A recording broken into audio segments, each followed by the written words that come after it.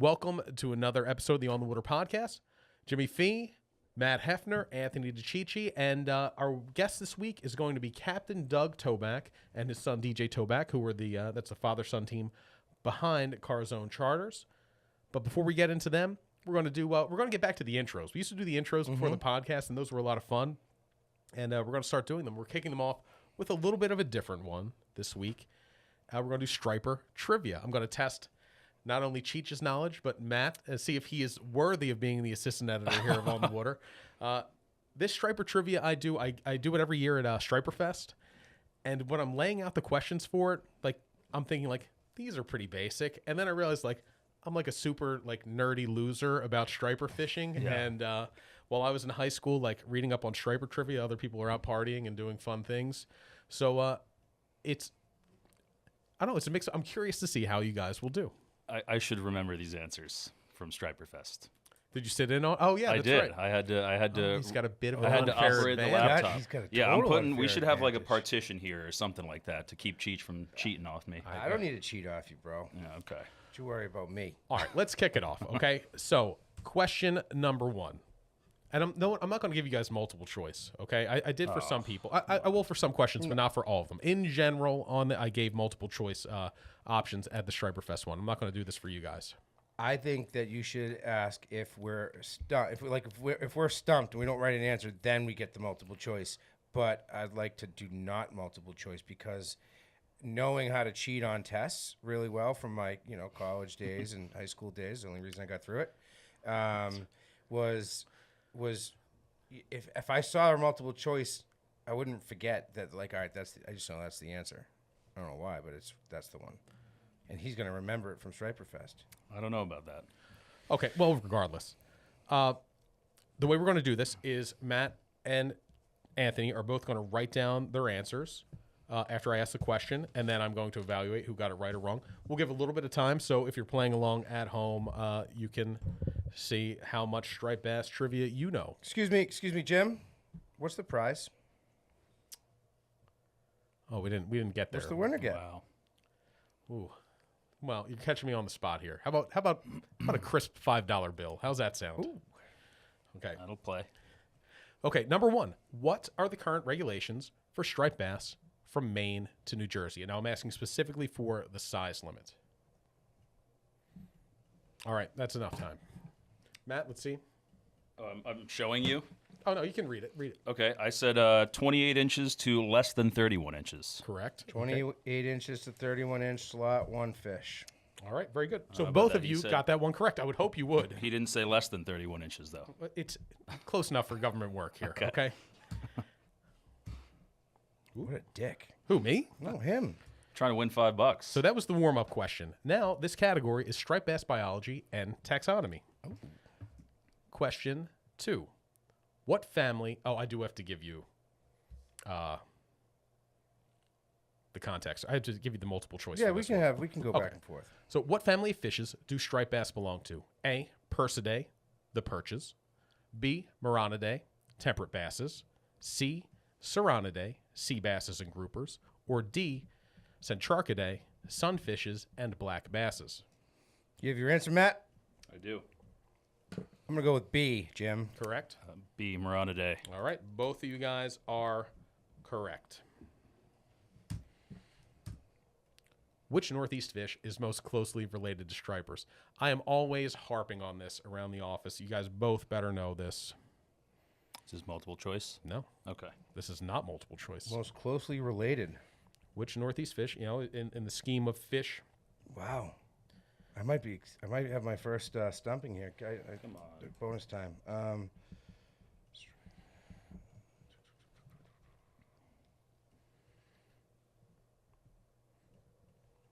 going to need pens down here. Oh. Matt? That was quick. I'm going to say white perch, Marone Americana. I should have said that. What did you say? I wrote down weak. Weak fish? No. My answer is weak. Well, it's incorrect. So, correct. Marone Americana, the white perch, is the most closely related to striped bass. Even it is not actually a member of the perch family. It's a member of the temperate bass family. So white perch, white bass are the three species in that family, the temperate bass family in the United States. And we do a lot of white perch fishing this time of year, so I'm disappointed you didn't know that. Should have known that. If you look closely at them, you see the similarities. The high dorsal fin, the fin structure is the same, and then you have the similar lateral line to them, kind of similar looking head. If you take a close look at a white perch, you can see the similarity to a striped bass. All right. What cousin of the striped bass is a popular surf casting target in Ireland and Great Britain? This episode of the On the Water podcast is sponsored by our friends at Old Town Canoe and Kayak. I love kayak fishing, and to be honest, there's no place in the world that I would rather be than fishing on my Old Town Big Water pedal kayak. The Old Town Sportsman lineup includes paddle, pedal, and power-driven kayaks in a range of sizes and setups, including Old Town's newest kayak, the ePDL Plus. This is the fishing kayak version of an e-bike. It looks like the regular PDL drive, but it has a lithium battery assist that lets you pedal faster and with less effort. You could choose the level of assistance, or you can even let the battery do all the work and go into cruise control. What I love about fishing from the ePDL Plus is that it greatly expands your options, so you can go further, you can get there faster, and you can explore new waters. As a striper fisherman, it's allowed me to fish outflows in areas with heavy current, the places where stripers feed, and places that I wouldn't have the leg power to fish in a traditional kayak. Old Town kayaks are still manufactured, rigged, and tank tested at the Old Town factory in Maine. Check them out, and I think you'll find that the quality of a Maine-built Old Town kayak can't be beat.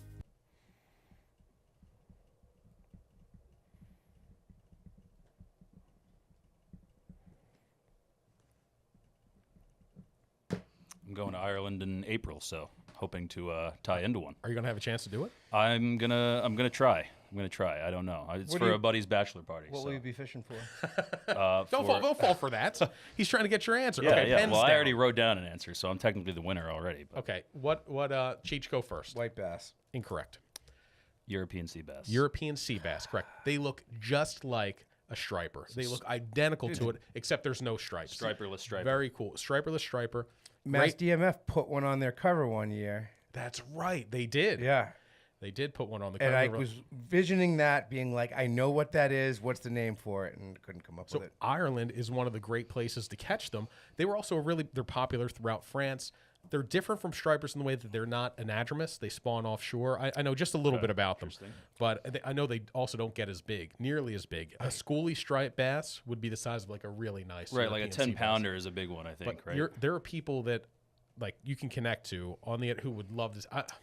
I follow a guy, Bass Fishing Ireland. I think his Yep. name's Cormac Walsh, so I'm going to hit him up and see what's going on. That is time of high on year. my bucket list. Is go back to the motherland. I went to Ireland with my parents when I was 18 and I stayed out all night in Galway. Dad tried and, to disown you. No, he was so upset. I can't because they didn't know where I was. I couldn't figure. I ran out of money, and then I had to take a cab home. And my dad's waiting for me outside the hotel. He goes, "You ruined my life. You're not ruining my vacation." And that was one of the great Big Jim quotes of all time. I don't think I really ruined his life, but I haven't been over there since I was 3 years old, but I do have family over there. And actually, for a Christmas gift, my family got me like one of those like things that you can do online where you're like you get like a very small plot of land, and now technically I'm a lord in Ireland. So for the duration of this, you guys have to call me Lord Matt Hefner. I won't. I'll continue to call you assistant to the editor. Right. So Matt Hefner has 2 correct answers. Matt has 4 so far in our striper trivia. How many questions are there, Jim? I forget. I hope there's, Oh, I hope actually, there's several more. This is the PowerPoint presentation. I There's haven't a good- looked at there's this a good since amount. Striper Fest. Here's I actually put some facts about the European sea bass on this, but they do eat sand eels and small crustaceans, not unlike our I stripers. should have just went with Branzino. I think it's the same thing. I think they have them in Italy too. I excluded your people from this. Yeah, you usually do that. How long do striped bass live? This is question 4. Oh no. Give me an up to. Striped bass live up to. This is the widely accepted answer. I did a fair amount of research, Googling. Fair amount of Googling. Research is a fancy word for that. I should know this. And I don't think I I have do. a chance to come back a little bit here, Jim. Chance to regain some ground. All right. Pens down. Cheech, go first. Up to 20 years. That's what I put. Up to 30 years. Up to 30 years, they say striped bass can live I until. don't know why I had 24 in my head, but that felt like very old. But I was going to go with 23, but I figured 20 was safe. 23. It would be very specific. Up to 30 years is what they say striped bass can live until. Interestingly enough, we were just talking about fish ages. We didn't cover it on the last podcast, but when we fished with Captain Tom Daffin, he talked about they aged one of the big tog he caught, one of the record tog, and it was only 16 years. So I think it was a 20-some pound tog that was 16 years old. And tog are one of those that we were always like, oh, that's a 40-year-old fish. Right. But they grow so quickly down there in Cape May that 16 years old. Because longer you've got a growing longer growing season, season. right? Yeah. So Wow. up here where the water temperature gets really cold early, they kind of slow I down their just thought they feeding. were- They're feeding more heavily year-round off Cape May than they are off, say, New England or even northern New Jersey. But this is striper trivia, not tog trivia. Okay. What are the 3 major spawning areas for our migratory striped bass here in the northeast U.S.? In the U.S.? In the U.S., 3 major spawning areas for our migratory striped bass. Now, I know they're smaller ones. They spawn in a lot of different rivers. But which are the ones that make the largest contribution to the fish that we're catching out in the coast, in the ocean? All right. I'm going to start off with Matt this time. Excuse me. I said Chesapeake Bay, Delaware River, Hudson River. That is... Cheech, tell me. Shit. I said Chesapeake, Hudson, Roanoke. Oh, Roanoke River. Interesting you said that. That may come up a little bit later, but it is unfortunately incorrect for my purposes here. So, Matt, another correct answer. 5-2 there. So, Chesapeake Bay, it's estimated that contributes, at least in Massachusetts, up to 75% of the striped bass we see up here in Massachusetts. Hudson River, another big contributor. Delaware River as well. Roanoke, not so much. Typically, I think they're resident fish. They don't really leave the sounds. Striped bass records. Okay, here's one. It's going a little bit deeper. I like it. Number 3. This is like question Doesn't 8. sound right, yeah. Whatever. Doesn't matter what number it is. What was the weight of the largest recorded striped bass? In parentheses, not the IFGA world record. If you Googled what was the biggest striped bass ever recorded, this is the number you would see. Okay.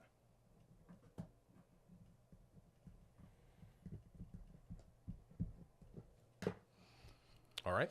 103 pounds? Okay, Cheech has 103. I said 96. 96. Okay, it is 125 pounds. What? Caught in the 1890s in a net off North Carolina. Now, of course, you probably didn't have the Division of Weights and Measures coming down and certifying that scale back then, but that's the number that's out there as the largest striped bass. 96 pounds is like the largest one in recent, in Caught by modern rod and reel times. or something? No, it was electroshocked up in the by the Maryland DNR.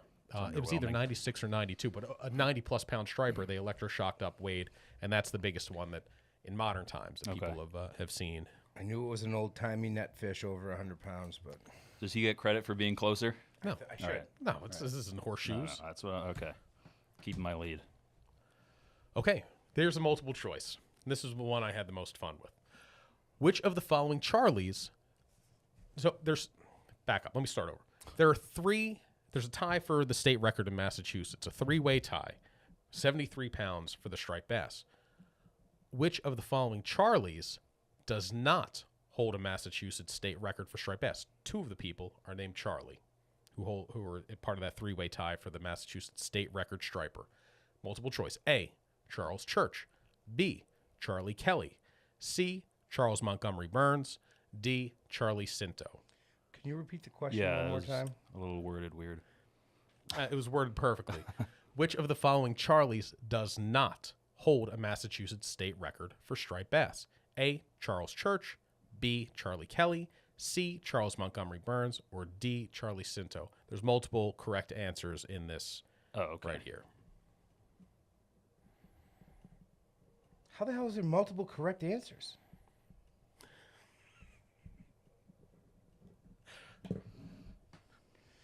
All right. What did you write? CMB. I said Charles Montgomery Burns and Charlie Kelly. Correct. That is correct. Yeah, Charles Church caught a 73-pound striped bass off, I believe, Pasque Island or maybe Cuttyhunk in like 1913. Charlie Cinto caught a 73-pound striper on a Goo Eyes plug off Cuddy Hunk in the late 1960s. I want to say 67. But Charlie Kelly is, of course, from one of my favorite shows. It's Always Sunny in Philadelphia. Charles Montgomery Burns, Mr. Burns from The Simpsons. I thought we were picking one Charlie to eliminate, but whatever. Okay, you both got it right. I don't know about that. You both got it right. You asked for one Yeah, Charlie. 50%. You asked for one Charlie. Oh, if if you didn't like the question, then that's a whole nother issue. Who holds the current world record for striped bass? How big was it, and when was it caught? I will accept month and year, or just year. Just give me hit me approximately with when it was caught. It doesn't have to be the exact date. But who holds the record? How big was it? When was it caught? Do you want length measurements as well? Just give me the weight. What a douche. And it could be a round weight. It doesn't have to. You don't have to give You me want the the ounces. angler's foot size, Jim? Well, you wore a size 12 shoe, size 12 deck boot. I don't actually know that. All right, Matt, you go first. I said it's held by Greg Meyerson, caught in 2008, 81 pounds. Meyerson, 81.88 pounds, caught in August. Of what year? At least give me the year. Oh. I thought you said what month? I say it could be the month and the year, or just the year. It all bleeds together. 2000. I think I got the year I wrong. have no idea. Okay, you're both wrong. You got Meyerson and the weight of the fish correct. August 4th, 2011. Ah, So not 2008. bummer. I got the month right. There's no way you're going to know this one. I don't know why I even ask this. Which of the following was found in the stomach of the world record striped bass caught in 2011? This is multiple choice. A, clear nose skate. B, menhaden. C, nothing. D, schoolie striped bass.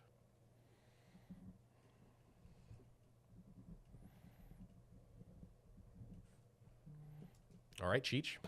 D nothing. Clear nose skate. Correct. Matt Hefner is correct. It had a clear nose skate in it. Once they get to like a certain size, nothing is safe from a big striper. I mean, guys in the Long Island inlets used to talk about how they would catch, 40 and 50-pound bass that had winter flounder and skates stacked in there like a short stack of pancakes. Just vacuums. Yeah, Striper Fest study sessions are paying off. There you go. I actually did not remember that one. I just took a wild guess. Who held the world record striped bass before Greg Meyerson? Anybody know that one? Yep. Oh, no. It's that tip of the tongue thing.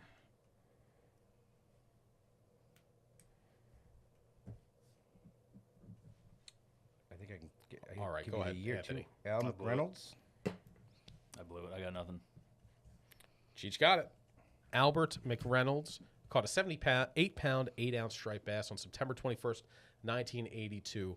In Atlantic City. We were just there. Oh, Yep. Oh, that's an No, unfair no, advantage. I knew that. I've never forgotten that name. I've known that my whole life. He So- caught it on a Rebel minnow, was What it? was the Rebel jetty? Wind Cheater. It was the Vermont Avenue Jetty in Right, Atlantic City. of course. Cheech and I were just playing blackjack at Ocean's Casino, which pretty much overlooks that jetty. I've gone and visited it. There's a million stray cats around it at the bottom of that street. It's on par. What did you do when you visited it? I'm just curious because I could picture some sort of weird Jim Fee ritual. I lit a candle. Lit a candle. I prayed to This Al is a and shrine. said, please let me catch a 50-pounder. Striped bass history and folklore. Okay, which of the following states does not have a native population of striped bass? Is it Florida, Louisiana, California, or North Carolina?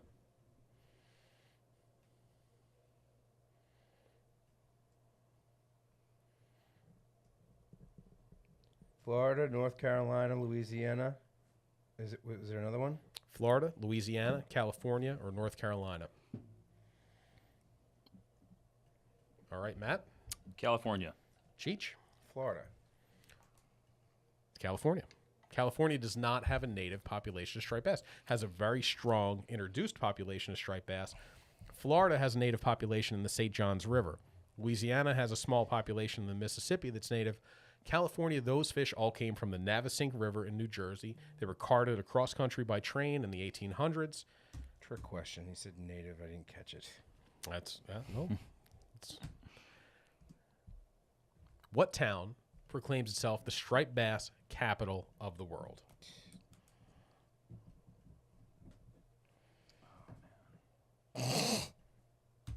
Incorrect. Pathetic. He doesn't know this.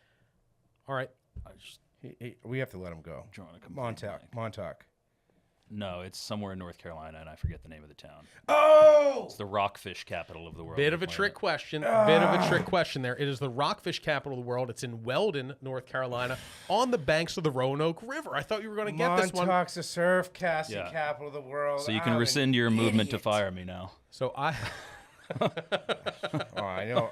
I have could be been paid him there. $5. I've been to the rockfish capital of the world, not to fish. I was there driving through to Key West to party boat fish with my friend Jerry Sullivan, but it's just off 95. We stopped in, we got some barbecue there, and we visited. There's a giant sign with a massive striped bass sculpture saying Weldon, NC, rockfish capital of the world. And it's a bold claim. Yeah. It is. There's good fishing there. It's river fishing for smaller, schoolie-sized striped bass. Very popular. Lefty Cray and all the fly fishing luminaries, Flip Pallet, they would go there to fish for stripers, probably because it was the closest place to get to them from Florida, and it really put this place on the map. But those fish aren't really migratory, and I guess that fishery's hitting hard times now because they're beginning to stock the Roanoke River with hatchery stripers to try to boost that back up. We ran a story a few years ago. I'll try to post this online before the podcast goes live, by Joe Kane, who wrote, he called it Exit 1 on the Striped Bass Highway, and that is Weldon, North Carolina. He fished there, and it was pretty cool. But anyhow, that is the rockfish capital of the world. I'm just going to give one more question because this could drag on forever. It's taking longer than I thought because you dum-dums are getting so many wrong. Oh, come on. Which of the following is not a nickname for striped bass? We're going to end on this one. Tide runner, rockfish, squid hound, or line sider. Oh, Jesus. Nice, easy one to end on. All right. Tide runner. Tide runner is Correct. Tide runner is the correct answer. That is a nickname for a big weak fish, specifically a weak fish over 30 inches. If we're going to get into the nickname for the big fish, nicknames have to be fish over a certain size. We've already we've taken heat for calling sub 10-pound Fluke doormats in the past. So tide runner, let's establish that at 30 inches or better. Guys, final score, we all know where it is. Matt, 9, Cheech, 5. So, Matt, you were the superior striped bass angler. I don't have it on me. I'm going to have to give you an IOU for that crisp That's all right. $5 bill. hold Thank you you for to it. tuning in to this podcast. We're going to kick it over to Doug and DJ Toback, talk about some fluke fishing and tuna fishing off New York. Welcome to another episode of the On the Water podcast. Beautiful. Let's go! Welcome to the On the Water podcast. I'm Jimmy Fee. This week, I've got Captain Doug Toback and DJ Toback with Car Zone Charters. And last time I saw you guys, we were it was kind of a beautiful August day. And right now, it's like pretty much the opposite of that, you know. So we were in Freeport, New York, back in August, and man, we had a great day of fishing together. Captain Doug, tell us a little bit about Car Zone Charters. Okay, great. We're based in Freeport, New York. We've been based there pretty much our entire charter career, but the boat moves. So that boat has been out in Montauk. I go where the fish are, right? We've been fortunate though for the last 5 years that Freeport has had pretty much, for me, the best fishing in the strikeable area. So that's great. We built the boat during COVID. We went from a 40-air and got lucky, bought the Westlake that was out in Montauk, right? That boat had a lot of history out there. And you told us that was kind of your COVID project where the two of you would, you had a little time on your hands. Now, you were in high school at the time? I was in high school. And so everything went remote then. So as you guys were working the boat, I think you told me you had the laptop set up as, so how long did it take, from beginning to end on it? So we were fortunate. Typically a project of rehabilitating a boat. We took the boat down to the studs and reconfigured a lot of it. That's typically a multi-year project. We did it in 9 months. The way we were able to do it so quickly is, number one, we had the help and support of our friends over at Baldwin Harbor Marine Center. They're great. They were able to do mechanical and glass work on site. Both Steve with his sons, Steve and Billy and Mike, and Eddie, who handled the mechanical part. They they had a shift from 7 a.m. to 1 p.m. and then DJ and I would come in from 2 p.m. to 8 p.m. every day. So those 2 shifts on the boat, and Steve and crew did all of the work that you could either see or go on fire. That was the that was the rule, and then DJ and I did the rest. So we did a lot of the first we did a lot of the demo on the boat, and then when we were rebuilding it, that's what we handled. So before you wanted to fix it up, what about the boat in particular made you say, "This is what I want. This is what I'm looking for"? 35 Duffy. Yeah, That's it. You know, it was that. So I'm a fan of fishing on a down east platform for what we do. And the 35 Duffy is pretty much the diamond of the fleet of down east boats in that size class. So that's really why we went after that boat. We got lucky. I didn't really think I was going to find a boat like that. You know, when we were looking, it was it came up and it needed a little bit of relove on it, and we certainly put it into it, and it came out. It's so awesome. it's a great boat, man. And that particular day we were out there, there weren't many other boats out there. It was one of those. We had the end of I think a heavy south winds. We had the seas were big, but they were dying throughout the day, and man, it was kind of a lonely ocean at first. As I'm going to things give you a calmed little down. transparency of what happened going into that trip. So the plan, of course, you know how plans go. Like Mike Tyson said, yeah, it's a great plan until you get punched in the face, and that's the end of that. And that's pretty much what happened to us. We had 10 straight days booked going into our trip, and we were ready to be completely dialed in. We had a primary day, and we had our contingency day. Yeah, we had the weather day just in case. So what happened going into that trip is we had 11 days of brutal southwest wind. We were totally grounded dockside for 11 days. And there was a question whether we were going to pull our day off because I knew it was going to be super windy. I'm like, maybe I can tuck along the Jersey coast. But and then I saw it was going to give us some relief second half of the day. I'm like, we can get away with it, but I'm like, I know the boat's going to be able to handle it. So that's also another reason why we weren't drifting earlier in the day also as well. I had to keep the boat moving because it would have been a little bit uncomfortable. It was rough out there when we first got out there, but we started out bonito trolling. And man, last year there was just one of the best bonito runs in recent memory for me. And that was true up here in New England. They showed up in late June and didn't leave until mid-November. And then we were down there, and I mean that was the most bonito I've ever caught in a day. I mean, part of it, I think, definitely the rough weather had them feeding hard at the surface. But I don't think DJ was setting the lines out, and you like you were setting a 4-rod bonito trolling spread for them, and I don't think you got 2 of them out before we had the first one. I think we might have gotten 1 out before we had 1 on, and then we got the second one out, just one after another. Yeah, that was insane. That light tackle trolling is a lot of fun too, especially late summer, water temperature's approaching its peak. So you don't, you're probably going to get bluefish, bonito, maybe an albie, but there's always some X factors out there. And I remember we had one knockdown where you're like, this is it, this is the bluefin, because that happens, right? That's what we were really digging for. And that would have been great to pull that off. And we've done it on a couple of our trips where we'll be doing a Fluke trip. I'm like, we'll troll for a little while. DJ knows how to run the cockpit, so we can turn the cockpit over pretty quickly. So a lot of times, not a lot, but sometimes we'll get that 50-pound class bluefin, but we're using such light tackle. It's great. It is great. And what really stuck out to me were your spreader bars. So I think of light tackle bonito trolling. You had the feathers, which are a classic.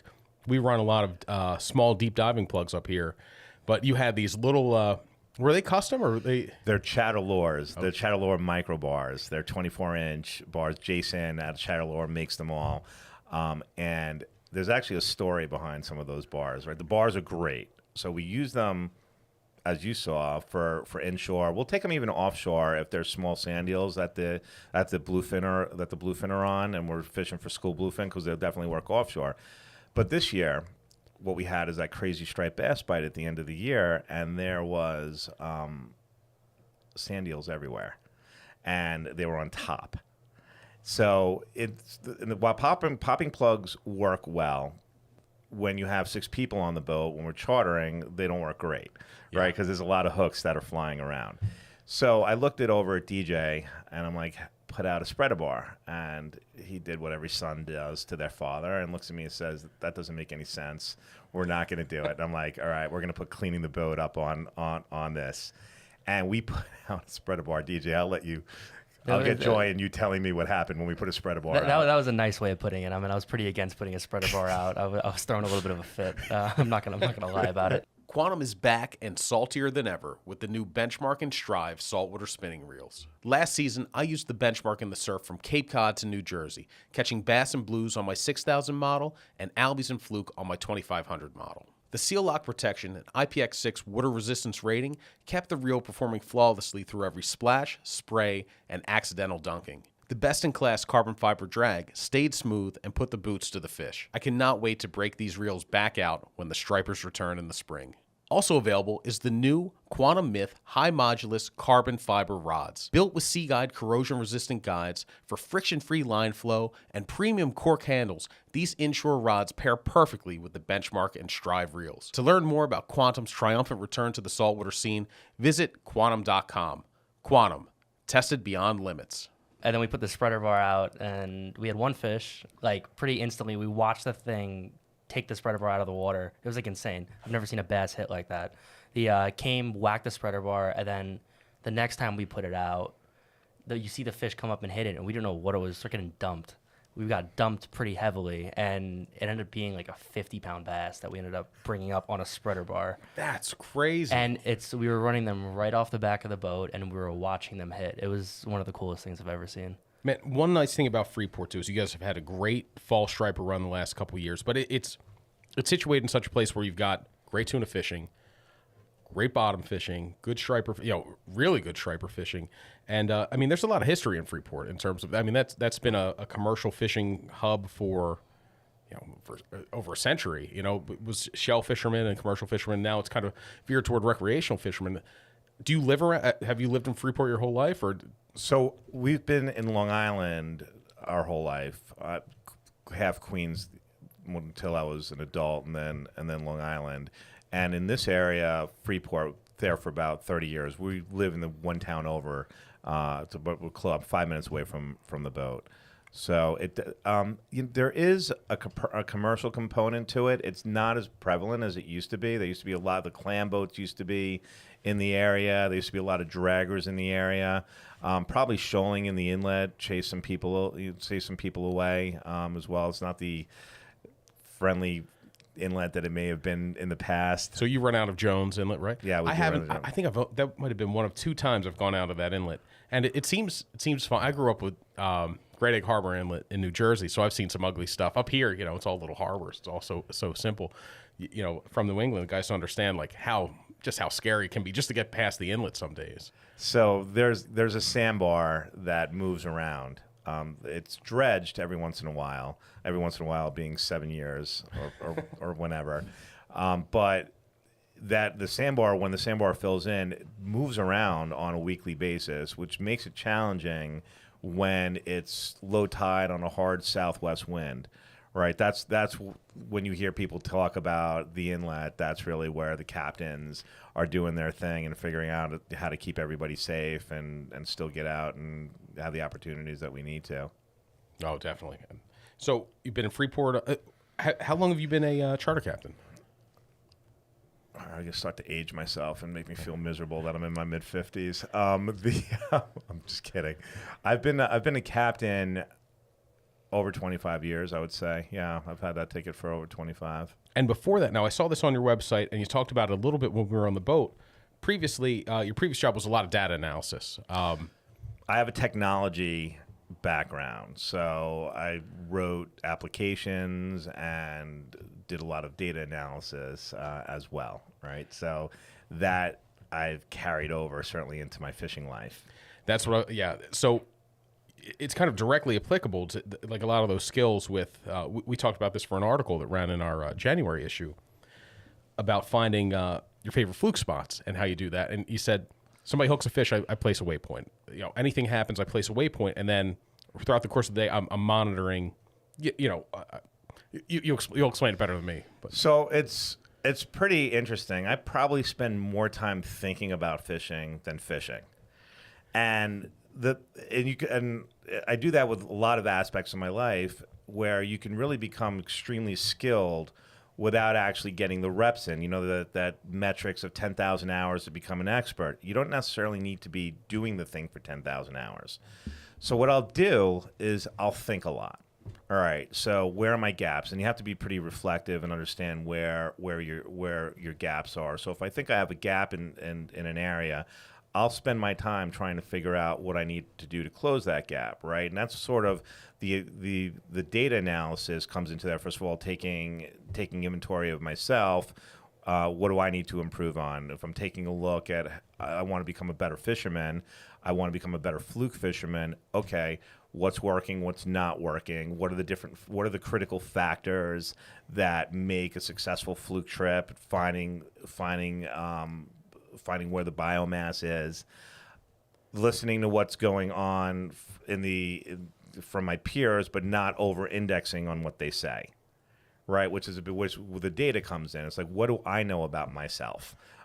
What information have I gathered? And actually, I spent a lot of time talking to DJ about it, whether he likes it or not. We'll spend time just going back and forth because he happens to be pretty analytical as well, and just taking all the different factors. So, you know, fluke fishing, for instance, how many feet of water, where do they collect, how do I need to move the boat, how am I going to pull the fish out of the area, how do I know when the bite is on and when the bite is off? And I think about successes, I think about things then I think about the things I haven't thought about, right? Because if you want to catch fish in an atypical way and have atypical results being the atypically better results. Yeah. You can't always do what everybody else is doing, especially if everybody else is not really doing that well, right? Because go to the same reef, fishing the same rigs, fishing the same times, etc. Right? So we're constantly trying to find the edges and open up new opportunities for ourselves. Does that make sense? No, it does. And what I noticed about the fluke fishing with you is that the drifts were super short. I mean, there was no, I've been on trips where we get to the place, get to the reef, and a half hour later we're pulling the lines. Some of your drifts I think were less than 10 minutes. All of them I think were less than 10 I think minutes. Some of them might have been less than 5. 45 seconds. Some of them, depending on how small the piece was. But you knew, you're like, if you haven't dropped by now, don't drop. A couple times you said so. So I cut my teeth striped bass fishing. Right, striped bass fish my whole entire life. We have the IGFA records that my daughters had, junior records had when we were younger. We were all younger then. And what I learned striped bass fishing is that I would actually fish rocks. If there was a particular rock that I knew that the fish were set up in, I would fish that rock, and I would know that, hey, the fish are set up on the downside of that rock, the downside of that dip, and they're not any further. And they're not before it. They're just on that rock, especially in our area. Though when I was out in Montauk, I would do the same thing and catch our fish. Why keep on drifting? Pick the boat up, repeat the drift, and get us right over the rock. And that's where I really learned how to hone my craft. So when we fish, we are capitalizing on where the fish are. All right, and we do that with our guests on the boat too, as well. And as people fish with us, they get better and better at it. But with any fish, we do it for tuna fish. If we find a tuna fish in an area, we hammer that area until the fish are gone. Sea bass, we hammer the little area. Fluke, if we're catching fluke, as soon as we have one or two fish right in the same area that are good, we hammer that area. And the way we hammer it is I'll go directly over it. I'll go 5 feet to the right, 5 feet to the left. I'll start as a tide moves. Sometimes the fish will push back a little bit. We'll be aware of that. And then when it's done, when I see it slowing up, I'll take a look at what's going on. And I'll be like, okay, what is going on? Where am I on the tide? Did we just wipe the area out? Let me try 15 feet off to see if I could find another area that I have that I know, which you mentioned before, every time we catch a fish, every time we find a piece, I have a waypoint. So it looked like every area is mapped out. I'm not blindly fishing any area. I know exactly what it looks like. I know where I've had the fish before. So I'll hit another area that I know that I've had fish. We start catching fish again. Great, there's fish there. There's no fish that I'm catching. It's like, all right, I'm in the middle of a tide. Nothing is going to change. Time to move. So one of the things you may have noticed when we were fishing together is we were either fishing or moving, and there was a lot of moving that was going on, right? But when the fishing was happening, we were fishing. Oh yeah, yeah. We kept doing these short drifts over the air, and like, I mean, I think Adam Eldridge, who's one of our producers here, he counted. He said you guys caught, I forget what the total. It was like the amount of fish that it would sound like I was lying. I know we caught a ton of bonito. Then on top of it, a lot of fluke. And these were all over these tiny little structures. And you know, like you said, we'd have maybe a minute in the zone, and then we'd be beyond it. How do you find those spots in the first place? Are they were we fishing over natural bottom or wrecks or? Yes to all. Yeah. All that. We're fishing over everything. Again, based on when I was striped bass fishing, right? It's all based on all those hours that I put in finding the different places where the bass are, and it taught me to be super observant of what's going on, right? Especially because the striped bass community back in the day was super secretive, right? So I was lucky enough to get into the secret striped bass society, but I had to like earn my stripes before it happened. So there was a lot of basically self-farming that I had to do, and that taught me, as soon as I see something different, mark it. Right, and I'll mark things differently in my machine. I'll mark things looks good versus I know it's good. I'll flip it over after a trip. I know if I caught fish there, I'll change the waypoints. So getting back to the data background, electronics. I'm lucky enough to be on the pro staff of Simrad. Right, I was using Simrad before I got on their pro staff, but I know how to use my electronics well. And one of the things that I've learned with electronics, they've changed our game, especially with the stack that we use on the boat. It's great. You have to, though, ask your electronics a question, right? You have to say, where is 45 feet of water with rock structure with some bait on it? And then move the boat, and it'll answer you and give that to you, right? You can't, though, ask your electronics, find me the fish. Yeah. And just blindly, well, a lot of people think that I have a fish finder. Let me go around until I see some bait, right? You have to collect your data, and then target the area that you think that they're there. Ask your machine, hey, does the conditions exist the way I thought they exist? The machine will talk back to you, both show it to you on the screen. And if it says no, not here, then you go, then well, what else? Where else should I be? And that's the pre-think that I do. I'm prepared. Like I've got plan A, B, C, D, all the way down to Z. One of the things you may have noticed, DJ's so good at running the cockpit that I'll be in the wheelhouse. I'm thinking about what the next move is always. DJ's handling what's going on in the moment and making sure that everybody's super, super effective. And that's why there's such a high value on the mates as well. So, I mean, the father-son dynamic too. I'm sure you lean on DJ a little bit harder than you would maybe somebody not related to you. About all lies. We have been talking to DJ before the podcast here. But that's got to be fun. So you, where do you go to school? I know you're in a maritime academy. Correct? Yeah, I go to school over at SUNY Maritime, underneath the Throgsneck Bridge. So was it those days kind of working on the boat that led you in that direction? Or did you know you wanted to go toward? Yeah, that kind of what it was. When we built up the core zone over COVID, that kind of opened my eyes. Like, this is really cool. Let's see if I can scale this up and make it into a career. And I found out there's a huge industry, and I love it over there. I mean, it's a really cool industry. I get to work on really big ships, and I'm gaining a ton of knowledge that I can carry over to our personal boat. That's great, man. And then the off season, well, not the off season, but the when you're home from school, you're working on the boat with Dad. Man, yep. So It's been a little while since I had to do my own oil change. It's That's not so bad, man. It's That's a good so gig. awesome. It is great. You know, no lie, I might push maintenance off a little bit till I know. I'm like 2 weeks out. I might stretch it 2 weeks. Yeah, before I come home for the weekend, and all of a sudden it's, hey, are you doing anything today? Go down to the boat. I need oil change, this, that. oh man, that's not bad. It's awesome. It is great. So how early did you begin? Like, at what age did you begin kind of going out and working the boat? Working the boat or fishing? Yeah. Like, at what point were you acting as the mate on The on mate. charters? Yeah. So I started working with my dad once we built up our new boat after COVID. So I'm pretty new to the whole mating thing. I've been fishing my entire life. We have pictures of me in a playpen on the boat, on our last boat. That we built up the new boat, and we decided we were going to work it, and it was almost full time from there. I remember you telling me about that. Yeah, fishing's always been a family activity as well. Well, DJ and I actually were talking about this on our way up here.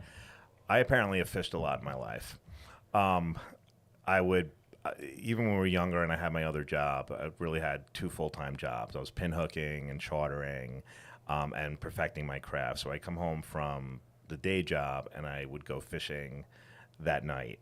Matter of fact, I have a story around that. I was like working in Manhattan in an office, and it would be like Fight Club. Don't really mix it too. I don't want to let everybody know that like I'm out drilling it till all hours of the night, and then bright-eyed and bushy-tailed the next morning. So one of my buddies who let me into the secret striped bass society, it turned into, let's wake up at 3 o'clock in the morning and fish the early tides. I'll get you on the Long Island Railroad for the 7 a.m. train. So I'd wake up. My wife was not like super happy about this, but wake up at 3 o'clock in the morning and we would go fishing. Tomahawk the fish. It'd be great. I would go into whatever bathroom the marina had, and that's a stretch to call it a bathroom, and wash up the best that I thought I was washed up pretty good. Put my suit on.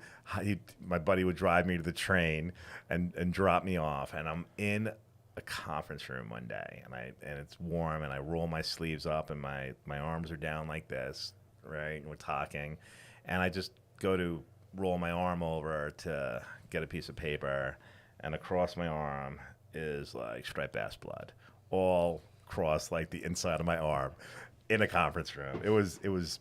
I had to kind of like just turn it around, be like, the Fight Club guys, they had the black eyes.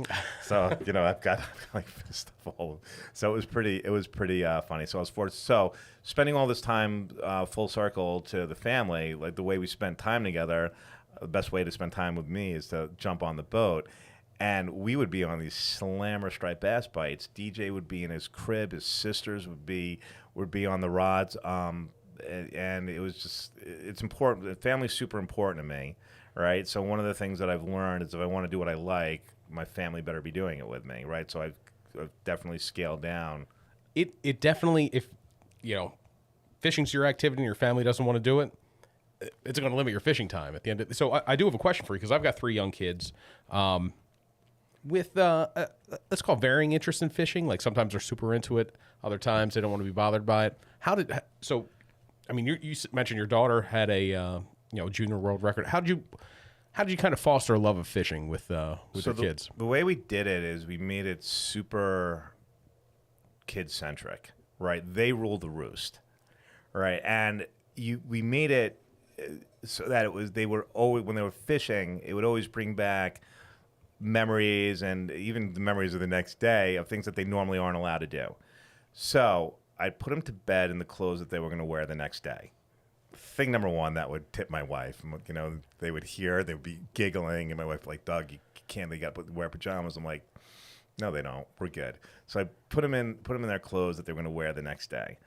Wake them up in the morning. When they were first times, I wouldn't wake up super early, but still early enough.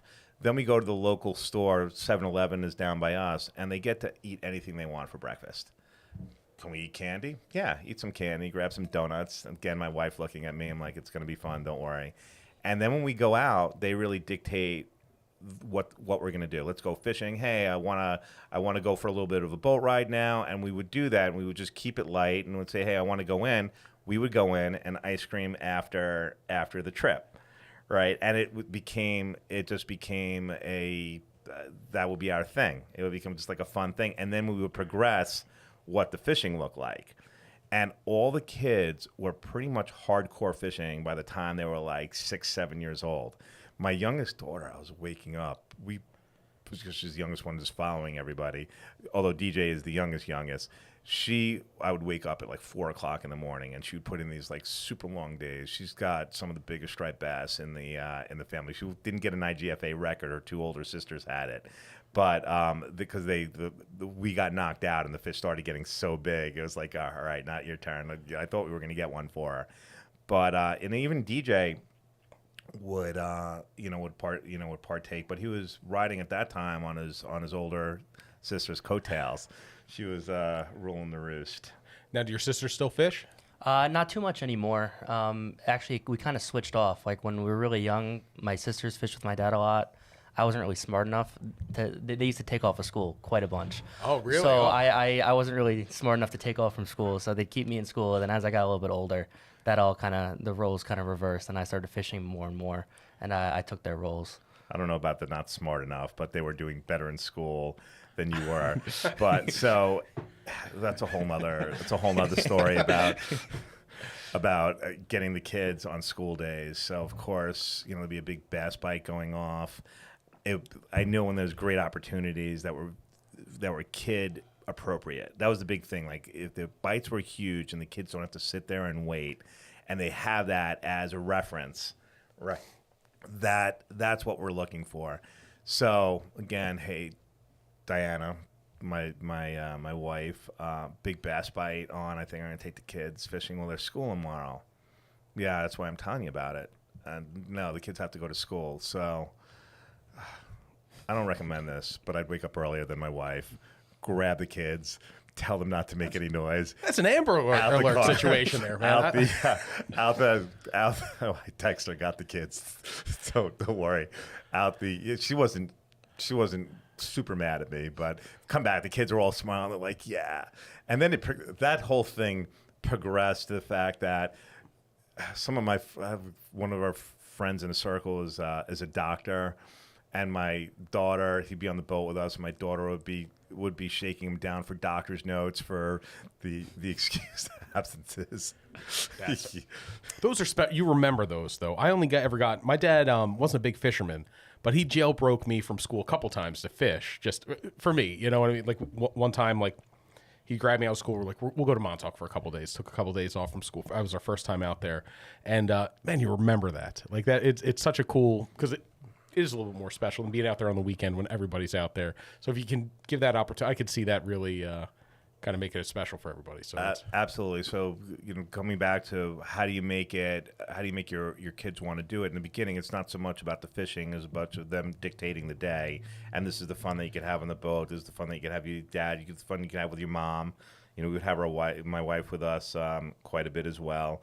And she would play the dynamic a little bit too to make it even more funny that, you guys are doing something that, necessarily you shouldn't be doing. You're getting away with something. Yeah, exactly, which always makes it more, and that would escalate. Actually, you know what? I don't know if I 100% agree that all the girls aren't really fishing. So my youngest daughter works in a bait and tackle shop. She actually has been working in it that was her only job that she had, and she pretty much ran the infrastructure of the bait and tackle. She's now a junior in college. So when she came back for the summer, she definitely took a leadership position at a bait and tackle. But she ties our Fluke rigs, would do my shark rigs for me.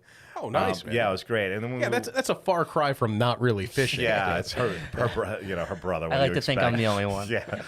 And when tournament shark fish, she's on the boat with us as well. Oh, it's awesome. So yeah, it's good. Yeah, Sure. like when it comes to getting kids into fishing, I think there's a million ways you can turn them off it forever, but you can just introduce them to it. Maybe they like it, maybe they don't, but you can do your best not to give them a terrible experience. Yeah. And I did that to my wife. I tried because I wanted her to get into fishing, and she was it was in Jones Inlet from shore, and it's a good walk to that jetty. And then it was raining, but the fish were there. And she's like, "Can we go back to the car? Like I'm wet and like it's cold. I just get me." I'm like, "No, like we're catching all these bass and blues." She's fished a couple times since, but that like soured her on it for life. It was that kind of bad experience. You just hit it.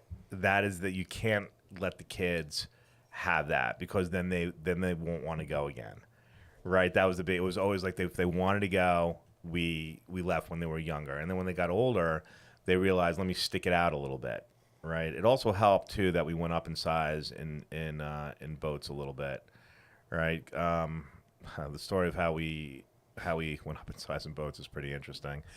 So I started out with a center console boat, and my oldest daughter would fish with me on that occasionally. And the way the year would lay out is I'd fish pretty hard in April, May, June, be pinhooking, also chartering out in Montauk. July and August, dedicated more to the family. I'd pull up a little bit. And then September to the end of the season, again, back to drilling it, chartering, pinhooking, etc. And this one year, the bluefin tuna came into that area that we were in, not the occasional, they were in. And July and August got white because the mahi-mahi were in too. It was crazy. It was awesome. We had a big southeast blow earlier in the year, and we were tomahawking these fish, and I was addicted. I should have probably gone to a meeting or something if they had it. It was all I could think about. And the fishing in the summer waned, and then it was time to bring the boat out to Montauk. I do my thing out there, chartering, rolled back into the fish, moved back west, brought the boat back there. End of the season, my wife looks at me and she says, "What's the difference between a single mother and me?" And I'm like, "I don't know." And she told me, "Either do I." And I'm like, okay. All right. So I'm like, I'm going to sell the boat. So I sold the boat, and I did what any other fisherman would do. I bought a bigger boat. I'm like, I've got the solution. We're going to get a bigger boat, and then we can start stuffing the kids on the boat. And that's how really that whole thing started. I was able to put, it was a 40-air. So I started chartering it more. I was able to put the playpen on non-charter days. And that boat fished really, really, really well. And that's really where we did a lot of the lion's share of the fishing. And then we bought the Duffy in COVID after we had totally outgrown that. Right. And nice thing about a bigger boat too is, especially chartering, you're losing fewer days. Yes. Every time you go up, there's a couple of days that you might have canceled on your smaller boat. You can then fish there. So it's the way we run the business. It's pretty interesting that you bring that out. You're right. We do have more latitude with the Duffy, especially for how well the Duffy fishes. But I don't hesitate in canceling a day for our guests. Most of the people that fish in our boat are fishing with us 2 to 5 times a year. So I need to make sure that when they're on the boat, it's a good day. And listen, honestly, if they're not going to have a great day fishing, they're going to be fishing with me on their next trip, right? I'd rather just make sure that every trip is good. So depending on how tight the wave period is and how big it is, we will. Like this year, I probably lost. It was a really windy year in the summer. I probably lost 35% of my book. I mean, we had the 10 days straight that we were done, and that happened a couple of times. And did it hurt? Sure, it hurt. But I need to make sure that our guests feel comfortable. We snuck out and did a little bit of commercial fishing. It was a little bit wild and woolly when we were doing it, but yeah, I certainly don't want to subject our guests to that. Like what we were out in that morning, that's the upper end of the limit. And if it was like that, and it was going to be like the entire day, we would have had a long discussion. yeah. Right. But luckily for us, it was tapering off, and by the end of the day, it was beautiful. Yeah, and we knew that was happening, which is the reason why we went. So, of the fish that you target, I know you talked about striper fishing. We've talked a little bit about fluke and bonito and tuna. What's the most part? What do people seek you out for? Your clients? Good question. We have different pockets of people in the different circles that run with us. We're really good at fluke fishing, right? So we're trophy fluke fishing in August, and the people that are in the fluke circle know it, right? And we love doing it, right? It's great, and you don't have to be a super fluke sharpie, but if you really want the big fluke, and you know that we're going to put in the extra effort, and you know that we're well prepared. The boat is put together. Like in order to be successful, your boat's got to be in good shape. You got to be able to captain the boat.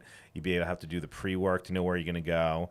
You have to have all your tackle ready. Then you actually do the thing, and then you have to have the post-mortem to review the day to make sure that you know what went right and what went wrong, to make sure that the next day is appropriate as well. There's a lot of things in there, and that's what people know that we're going to do all the time, and that definitely carries over into the fluke part. So they know that. They know us first for striped bass, I would say, right? Also, that was the first thing that people knew us for. But the thing about striped bass is interesting is that the striped bass fishing got so good in our area that the advantage of being a striped bass Sharpie was lost. We have had people in the environmental agencies let us know that the best striped bass fishing on the East Coast is in our area right now, year over year. And it's man, it happens in the spring for you guys, and then it really happens the last couple falls. And you're right, like having an edge there, it's tough to have an edge when it's like, here's this football field size of bass, football field size school of bass just ripping up sand eels on the surface. I mean, anybody could go there. And I actually chuckle a little bit when it's a little bit slower. It's like, all right, now I can do my thing and like dig the fish out, when it's a slower day. So what happened this year though is word is out that we've got really good fishing in our area, and we started getting really busy again with people coming in from out of the area, which is exactly what we wanted to happen. Right, and I work with my other charter captain friends that I have in the area. It's like, yeah, we're all going to work together here and just get this word out.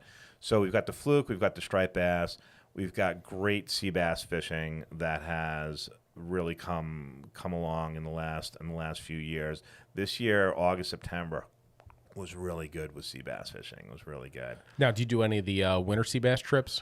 So those are a little bit further offshore. They're like 70 miles offshore. It's cold and the days are short, and I'll refer them over to my buddies on the Nautical Mile who are on 70 to 100-foot boats fishing there. Yeah, it's a little bit more sane to do that.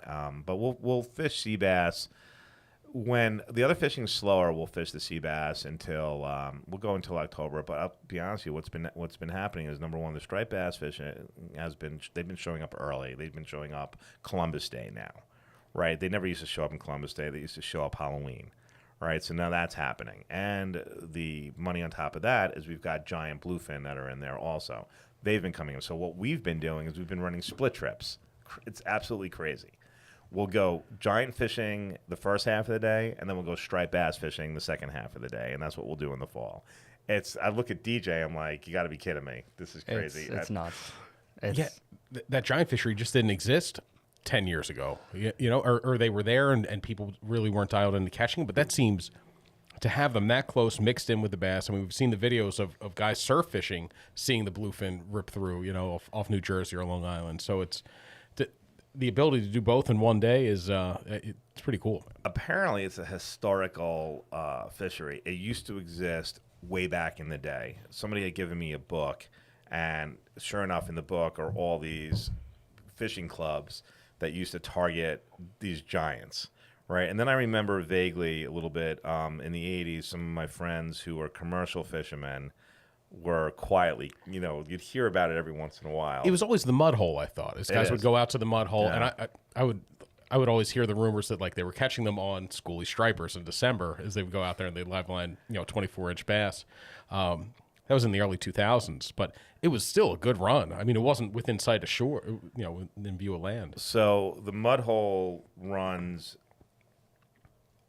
pretty close to. It comes in on the end of it. It runs into Jersey, getting close to the harbor. And the fish actually aren't in. They're not always in the deep part. They come out now. They're coming out on the flats. So we're fishing in about 80 feet of water, 70, 80 feet of water that are on the flats of both sides of the mud hole. But what's also going on, if you take a look, there's a little line that runs off of that right across the western part of Long Island. So they'll come off of that mud hole and they'll run along over into Fire Island. And they're running back and forth from Fire Island along that line, right across Jones Inlet, right across Rockaway, right down Jersey when it's going on. So that's the way we could split our trips. And it's crazy, and we'll hook one in the morning, season's not open, we'll cut it off and let it go, and then go straight bass fishing. It doesn't even make sense. It's so cool. So that's another thing that we do. And then we're doing thresher fishing. We'll do that in June. So much fun. Another thing that's developed over the last 15 years with all the bait that's happened. Seems to be quite a lot of threshers out there. That's fun. That is great fun. And we're using light tackle. We use our Daiwa, small little 2-speed reels on that. That's a lot of fun. And then we're doing the tuna thing. We'll run out to the canyon. We'll do the mid-shore tuna. I do that in September and July. We do that. Those are the best months for that. DJ, what's your favorite of all the fish you guys target throughout the season? What's your favorite one? I think I'd have to say striped bass. Okay. Yeah, it's for me. It tends to be. I have that down to a science when it comes to the deck. As far as running the deck, the Fluke, I love. Personally, I love fishing for them. That's probably my favorite type of fishing. As far as working though, I like working the striped bass trips. It's a lot of fun, and almost every trip we're setting somebody's PR. Almost awesome. every single, like it's so much fun watching people get so excited to catch these huge fish. Well, fluke fishing, can't imagine all the spearing and squid that you're scraping off the deck at the end of the trip too. Yeah, and it's all dried up, and yeah. So your August is your big fluke month. That's when you're running kind of offshore for them. What rig wise? What are you guys running? I mean, I know we did kind of popcorn rigs. We had a mix of stuff out there. Everybody had something different. But what's if you were going to come out with you in August? What would give me the best shot of catching my biggest ever fluke? So we're pretty. One of the things that we do is we say pretty standard across the board with the rigs that we use, right? My philosophy is that the fish aren't really super. There's people that are going to disagree with what I'm going to say, and that's fine because That's fluke fishing. Everybody. Here we go. Here we go. I'm not. I don't believe that the fish for me are super color sensitive, right? That maybe on the corners a little bit, maybe like 1 or 2 or 3, but it's more important to be over the fish, presenting the bait in a way that's enticing for the fish. So we use basically 2 rigs. 3 rigs.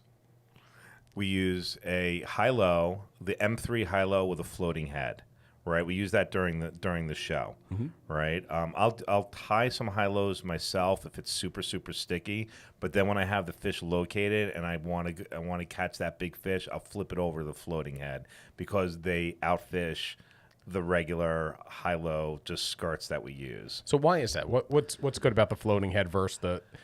You're feel- talking about basically like the high-low rig. I've always used them with kind of light jig heads, 1/4 ounce ones, but the floating one.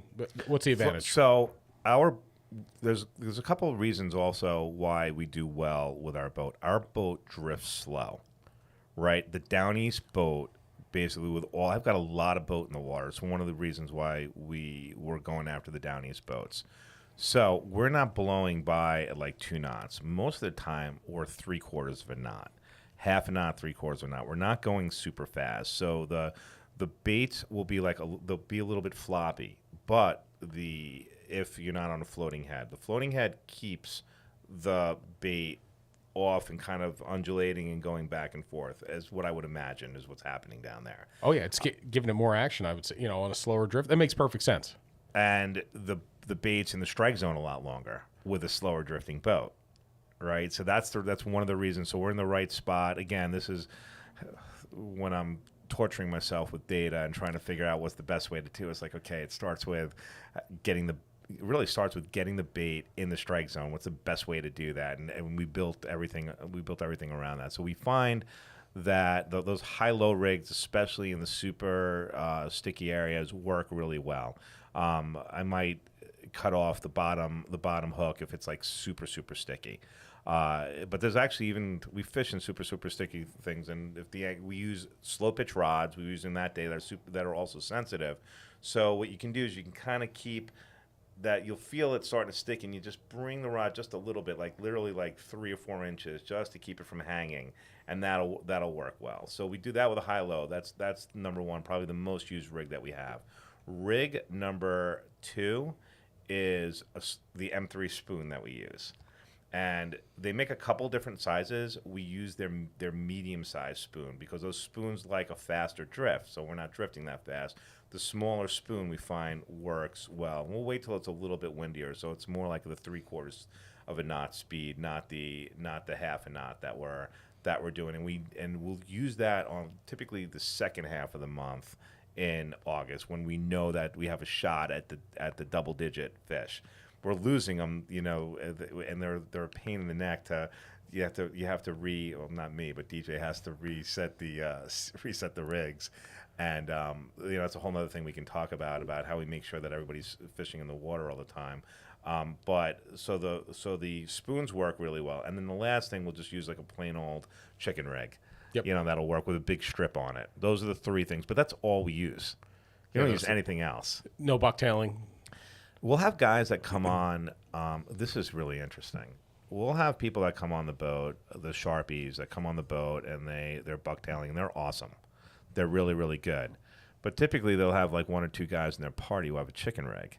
And guess who catches the biggest fish consistently is that chicken rig on the big strip catches the bigger fish. I don't know why. It's a bigger profile bait. Not that the other guys that are fishing the bucktails, and the high-low rig is similar to the bucktail anyway because you're still working it, right? You could put a bucktail on the bottom instead of a sinker, and then you're good to go there. But yeah, this is awesome. This is and the reason why actually I could talk about this forever, and I won't. The fluke fishing now to me is like what I was doing when I was younger when the striped bass fishing was hard. Now not that the fluke fishing is hard, but I can definitely cull out the bigger fishes and cull out the limits and do our thing by thinking about like, okay, what do we need to do atypically, right? And this is like, how am I fishing the high-low rigs? When are we fishing the spoons? How do I need to move the boat, right? Like one of the things that you mentioned, I'm moving the boat a lot, right? Sure, doing short trips. I'm a little bit maniacal, probably a little bit too maniacal. But I don't know if you felt. Do you remember like I would like take the boat in and out of gear and kind of like just bump it back and forth? I need to get the boat basically not only drifting but oriented over the piece that I'm drifting correctly, so that your guys' baits run well, and then I got to put you over the rock. So, and I'm literally putting people over the exact area that I want to fish, right? And how do I know that? You can share. Yeah, one of our favorite stories actually. We were doing a family trip, and I would never get away with this, but he got away with it. We're at the end of the day here. We're on a pretty good fluke bite over at the local, just rocky bottom grounds, and we were killing it. And my dad goes to set the hook on a fish, and he claims his hands were slimy from the spearing. I don't believe him.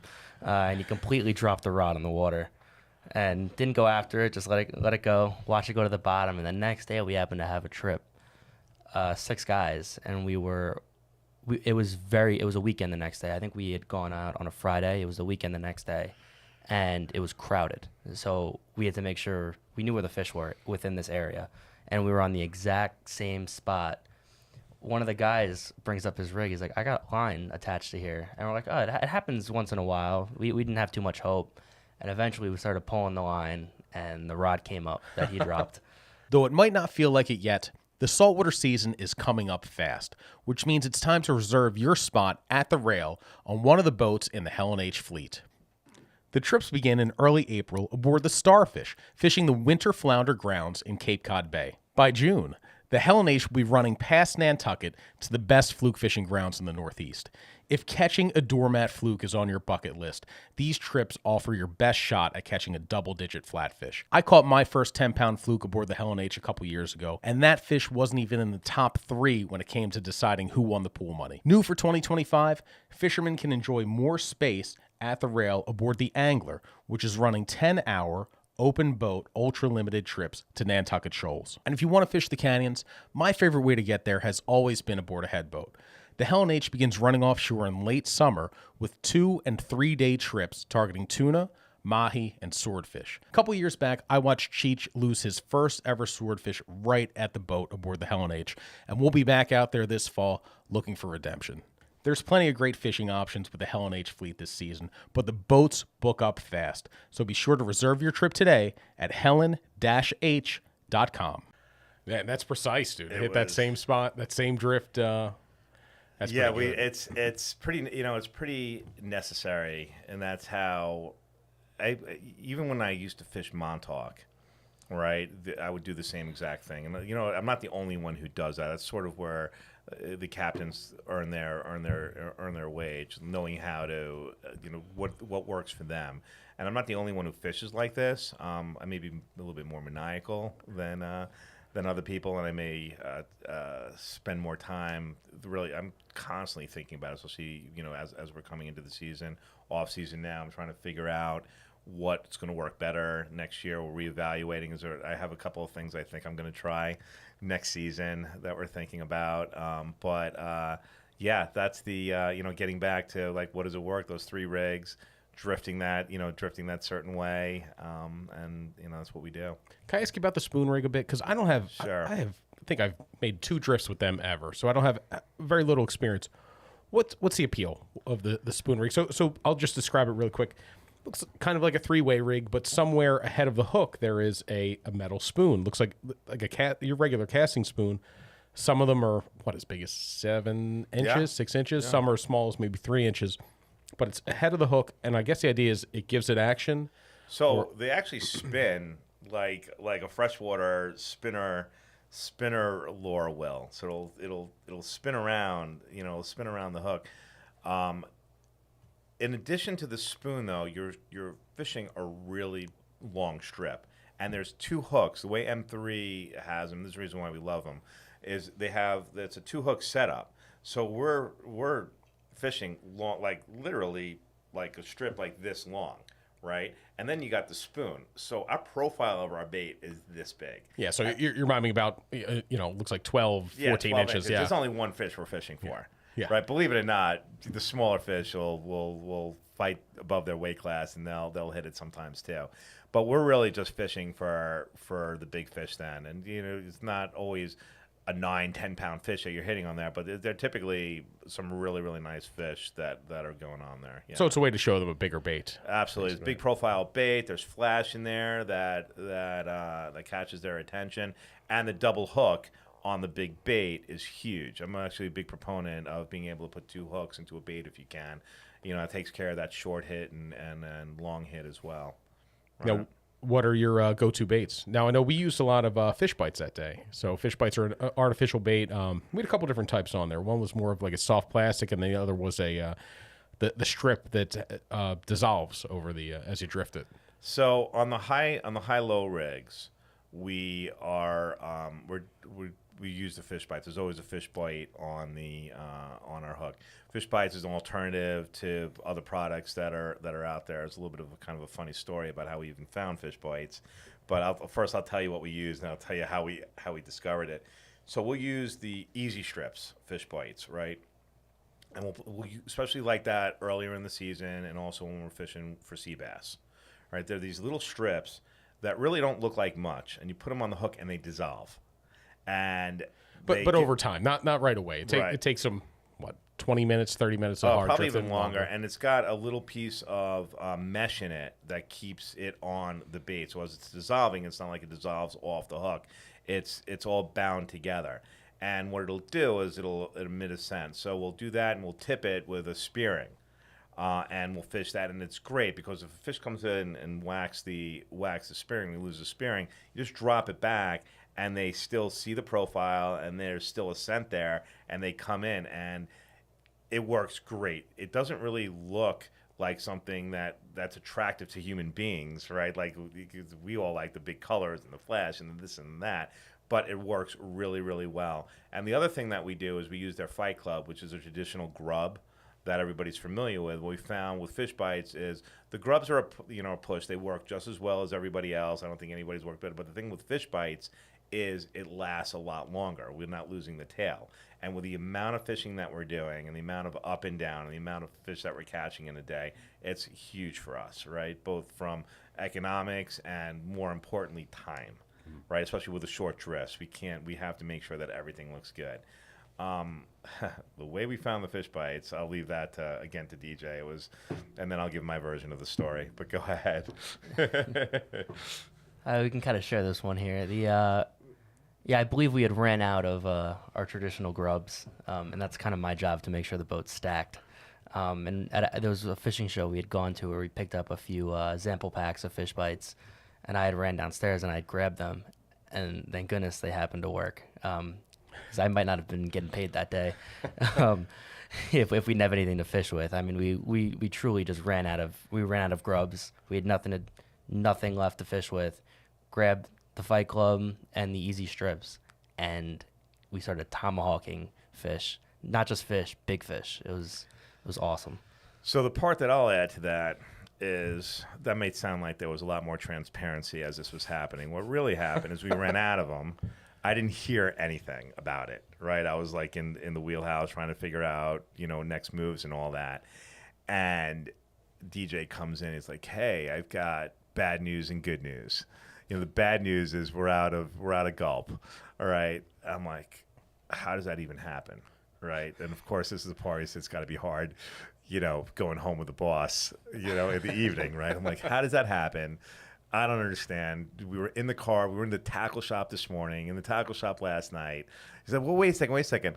I put the fish bites on, and they are working, twice as good as what they normally did." I was, and I forgot. I forgave him for the first part, and then we went totally. And this is something that DJ is really good at, right? DJ is really good at evolving what we do. There's a lot of things. I mean, the way the cockpit runs today is different than when I first set the standard for the way the cockpit and the way we can manage, the way everything's done. He redid that. He's got all of our rigs on pool noodles now. He did that. So there's another thing with the fish bites. It was his, he thought about it himself. It's like, okay, I'm out of this. Let me go to this, and he did it, and we went all in on it. And then all of a sudden, boom! Like it was, especially for sea bass. Sea bass, there's some. I don't know why, but we catch huge sea bass with these as well, which really helps. We're catching great fluke, but people sometimes complain about catching short sea bass. The fish bites, the easy strips, seem to cull out the bigger sea bass. Right? I called him. I called the guys up. I called Brett up down to fish bites. I'm like, "What's going on?" He's like, "It's not the first time we've heard it. It definitely is. They seem to cull out the bigger sea bass also as well." So I first discovered them because for kingfish, for northern kingfish, I used to work in a tackle shop in South Jersey, and I'd get breaks on. You get a discount for working in the tackle shop on almost everything except bloodworms. Bloodworms are like little squirmy gold, and they were so expensive. I don't know if they got up to $150 a piece that summer. It was something outrageous to go and then feed to like baby dogfish and hope for a couple kingfish. But these fish bites came out right around then, and that was the go-to. They would stay on the hook forever. Caught the kingfish really well. I noticed that you definitely wanted warmer water, and I know they have two formulas for them now. Then if the water wasn't warm enough, they wouldn't dissolve quickly enough back then. But I know they've really refined it. I think they've got a cold water formula and a warm water formula. That's like the cold water just it disperses a little bit more quickly. The warm water one it needs that higher temperatures in the 70s water temps. Gotcha. Yeah, I guess we're using the ones that are designed for the Northeast. The warmest water that we get, I would say it's probably high 60s, low 70s. Even though the top readings will be higher, it's definitely a lot colder. We'll bring the sinkers up, and the sinkers are cold. Certainly not the same temp as the top of the water. But yeah. So what is it about that area that attracts that makes it a good spot for big fluke, and what makes August the month? Like, why is that your trophy fluke time? So August is the flukers are starting to congregate in the ocean areas, getting ready to make their way off to the continental shelf. Now, what happens is the end of August, beginning of September, the first really big blow that we have, they're gone. They're gone. They're like, if we're gonna fish for them, we'll go really, really deep, right? So and they're on the feed, right? So you have big fish. They're congregated in different, and then they'll move all over the place as well, right? So we have to figure out how many feet of water they're in. That's really the big thing for us. Like when we're getting intel, I don't pay as much of attention to like the areas that they're in or what bait people are using. It's just how many feet of water, right? Are they in? And quite frankly, though, like this fluke from the bay all the way out to however many feet there are anyway, it's just really finding like where those bigger fish are. And and thinking about it, as the business matures more and more, I talk to people less and less about what they're doing, because it's really more of like hunting where those fish are, finding where they're stacked up, and the day is really made by a couple areas of 20 feet, 15 feet. That's really what that's when we limit that boat out and you see these big honker fish that we catch, they're all caught in tight areas, right? It's just a matter of hopping around until we find the areas, right, that they're in for that day. So you said you do some canyon fishing. How big a part of your program is that? How many going out there? The big thing about offshore fishing is the weather windows, and the weather windows are so challenging, right? And I can get 3 inshore trips to 1 offshore. So what I do is I concentrate my windows around when the inshore fishing is not as strong, right? So September is a big transition month inshore. So the first part of September, we still may be fishing for some fluke. We'll be doing light tackle, bonito, but it really starts to slow up before the bass comes in. And coincidentally enough, the tuna become really strong. The yellowfin tuna starts schooling up, and you start hearing about them on the draggers and such. So that's really when we'll start yellowfin fishing in the fall in September. Interestingly enough, July, is also one of those months. Now there's fluke in July. But the way we run our business is we're most of the time we're centered around the banner fish to catch, right? So like we want to be catching PR. We typically want to become catching PRs unless people are like, hey, I just want to have a fun day, which we totally can do and do have fun. But a lot of people want to have the opportunity to catch their PR. So in July, well, there's a lot of big fish, a lot of fluke fish. In July, there's a little bit more luck to coming across it than August, when I know that, okay, the behavior is more predictable. So in July, we'll run offshore again too, like especially the beginning, the first 2-3 weeks in July, when the bluefin will come in and the yellowfin will fill in behind them, right? And that's what we'll do. We'll leave, at like 1 o'clock in the morning, take our time getting out there and be out there before light and hit it. It's more midshore. We'll do the canyon more in September. This year was a really good year out in the canyon, so that was good. When you could get out there, it was pretty good, man. In the fall, good, yeah. I remember there was a great run of fish in September, but the issue was the wind. It felt like it blew 3/4 of the month, I think. So yeah, it was just really. I mean, I'll be honest, it was challenging. Usually, you have 1 or 2 months that are like that, and you can expect that.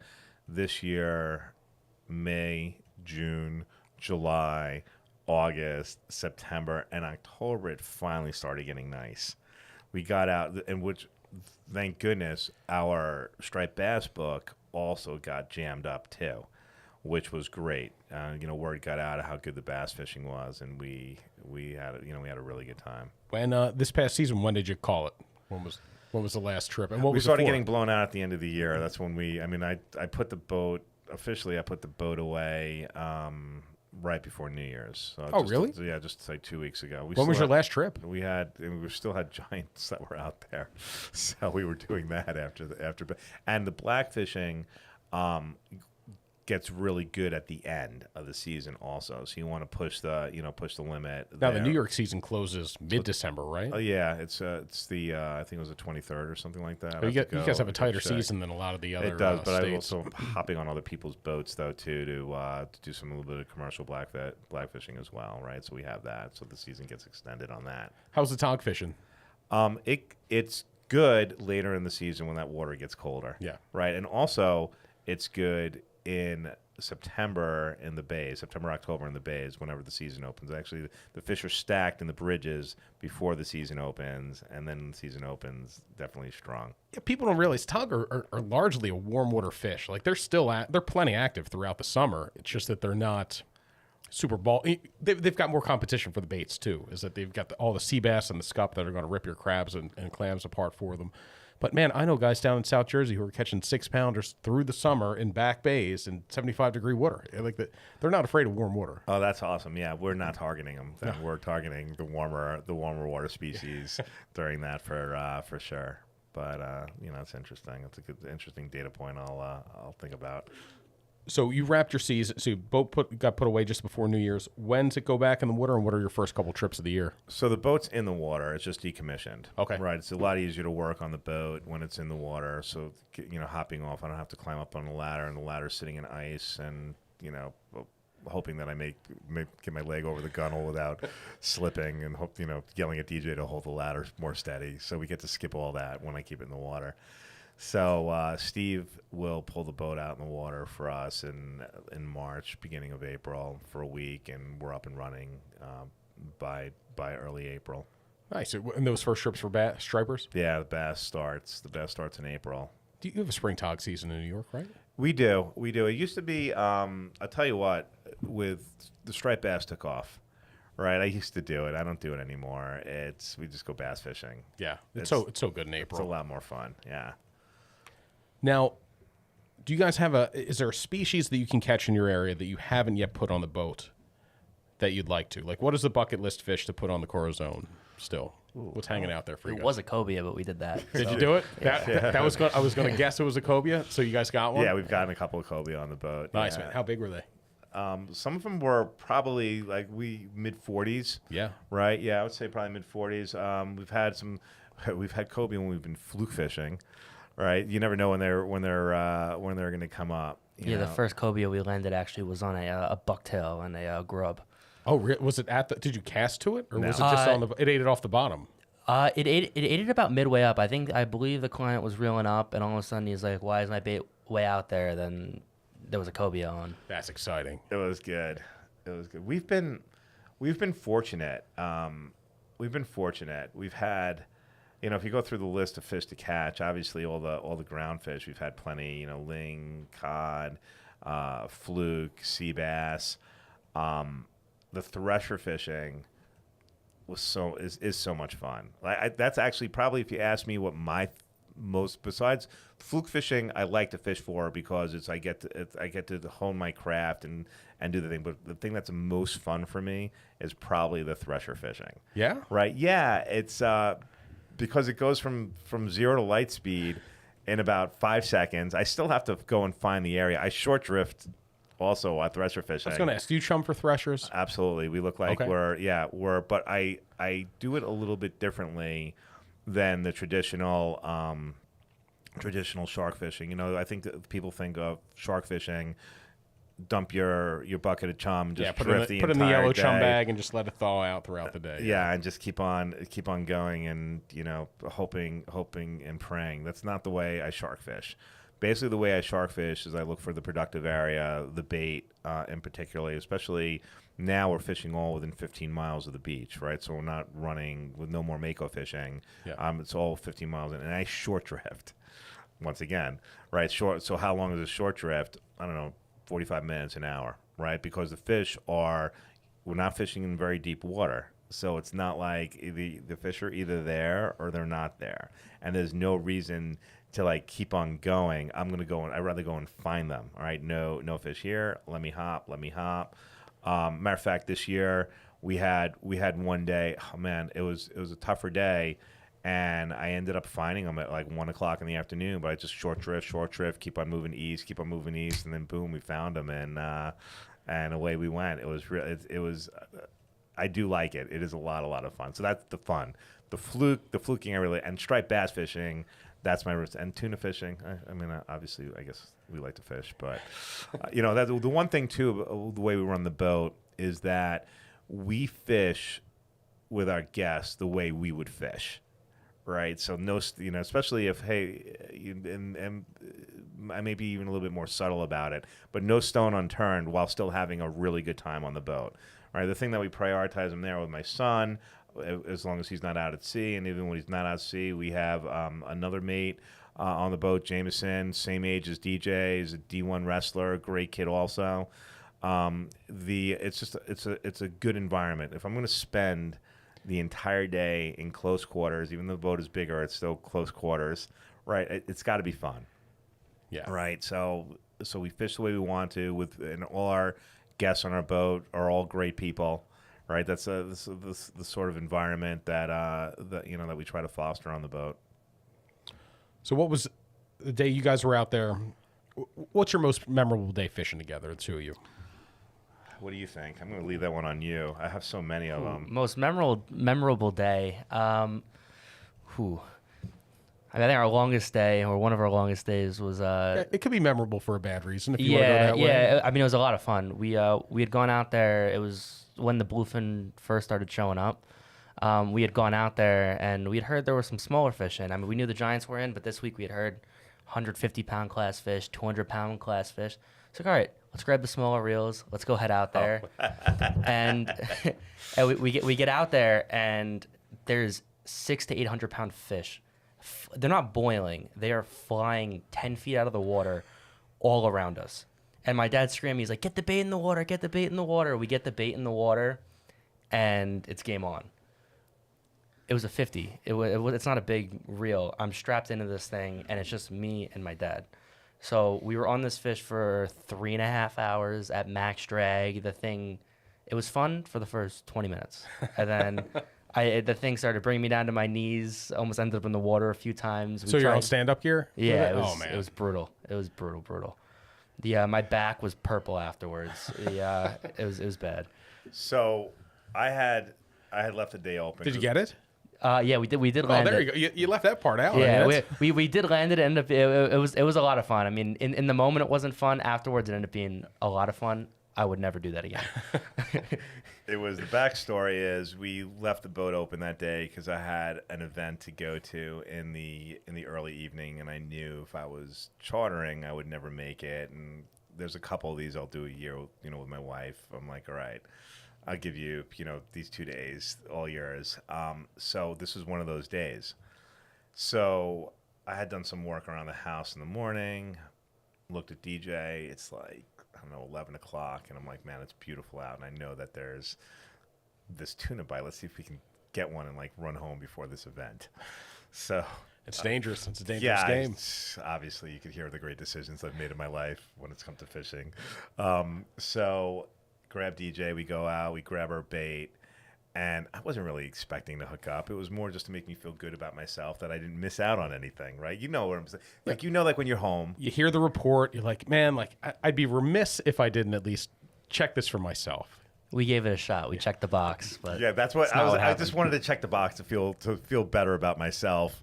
Grab DJ, make it a learning day. We get out there, and we literally walked into an all-out bluefin, true giant bluefin blitz that was on. And we were pretty much by ourselves. It was the middle of the afternoon. No, this is not, not the time people were, it was really early in the morning or in the evening. I mean, it was a tide change. So that part was good. So, yeah, just as DJ said, he put it, like, the bait wasn't in the water for more than 10 seconds. And it was just a 50. We didn't have the 80s. There was nothing in the gunnels. They weren't our bent butts. And better him than me. that's one thing I'll somebody's got to run the boat, man. Yeah, that's one thing I'll always remember when that bait hit the water, because there were 2 fish that came by and hit it. One, like, it was a live bunker, so one came by, missed it, killed the bunker because he hit it, and the bunker's like floating up sideways, and all of a sudden it's like you just see a black wall and the bunker disappears, and then it was game on. Oh, that's so good to get to eat boat side like that. Yeah, it was the biggest fish I've ever seen. I mean, that was a big bluefin. We've seen a few, but that was a big one on stand-up gear, no less. It was definitely good. And the thing is, we tell our stories about our favorite times. A lot of times is the times that we fish with ourselves. When we're fishing with guests, we love it. But the thing is that there's so much focus on keeping everybody on the fish, keeping ourselves locked up, keeping everybody safe, and all. We love it. But it's a lot. It's definitely there's a lot of work going on. Oh yeah, you want to make sure everybody goes home. First off, safe. Second, having had a good time. Yeah. The fishing's the fishing, but you can at least control how much fun people are having. So we've had our clients on some big fish. Probably the biggest thresher we had that was done on a stand up on a little two speed reel that was not undergun because the Daiwa reels, they put up to 50 pounds of drag on it. It's just that it's a light reels, and again, wasn't expecting to get a 300-pound plus thresher that day. That was also a difficult fish. I remember that fish. We had hooked that fish in the pectoral fin. So threshers, a lot of times you'll either hook them in the mouth or you'll hook them in the tail, because they'll hit the bait with their tail before they go after it. That one, I don't know how we hooked it in the pectoral fin, but it was probably the most difficult place to hook a fish, because with a big fish like that, I mean, threshers are big. They've got big pec fins too. I mean, I mean, when you hook a fish like that, a fish of that size, and it's hooked in the mouth on a big rod, you can kind of turn the head, so you can get that fish to turn around. Or if it's in the tail, you can kind of the fish ends up floating backwards eventually, That one, the fish was in charge the entire time. It's there's no way that you're not turning anything. You're not floating it backwards. It's just hooked in the. Oh, that kind of hurts. It's in my side. Yeah, that was actually that was probably one of my more memorable fishes that we caught. Plus, we've had some big fluke trips also. The fluke trips that'll stand out in my mind, nobody will know about it. It'll be me saying A, B, and C, there should be fish here. And I'll go to a spot that nobody's fishing, and there'll be fish there, and I'll be like, yeah, let's do it. So, like, for me, that's like, those are some memorable. But again, nobody really, DJ will know it. But just to know, like, I called it right. Yeah, I was like, yeah, we got this one right. Yeah, So, you could have said the day fishing with me, but that's okay. I don't mind too much that you didn't. Well, guys, I want to thank you so much for coming on to the podcast. Where can we find more information about Corazon Charters? Where can we find you on social and on the web? It's Corazon Fishing on social media and corazonfishing.com as well. You can look at info on the charters, and you can keep updated on what we're doing fishing wise on the social media. And we've got a TV show coming out with these guys that should be hitting right around, probably close to when this podcast hits. It'll be on our YouTube channel, and man, more to come with Doug and DJ. So, guys, thank you so much for coming up. It was great fishing with you in August, and great hanging with you here in the depths of winter on Cape Cod. So, thanks. We appreciate you hosting us. Thank you so much. Yeah, thank you for having us.